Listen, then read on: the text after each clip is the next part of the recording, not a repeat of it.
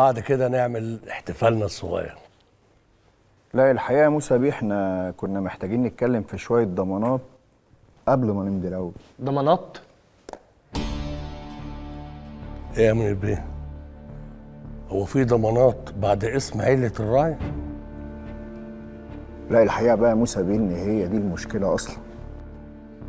اسم عيلة الراعي الفترة الأخيرة ارتبط بمشاكل كتير قوي، خصوصا بقى موضوع البنت بتاعت دار الأيتام بتاعتكم. وانت عارف بقى يعني ده موضوع حساس والناس ما بترحمش، ده غير بقى ان كل المؤشرات بتقول ان ده ممكن يسبب خسائر لمشروعنا. الكلام ده ما يتقالش يا منير. قصدي يا منير بيه، الشراكه معانا ما تخسرش، دي تكسب ملايين.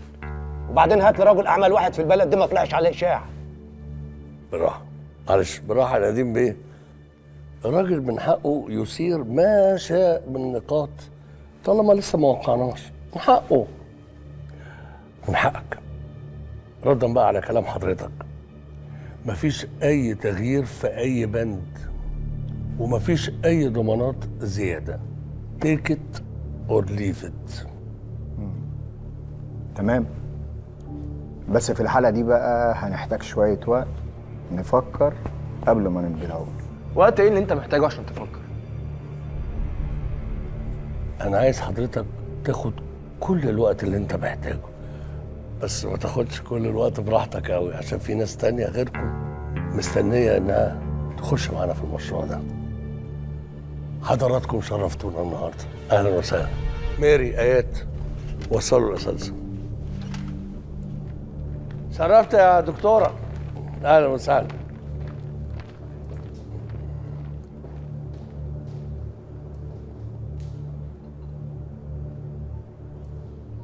باسل، استناني في مكتبي من فضلك.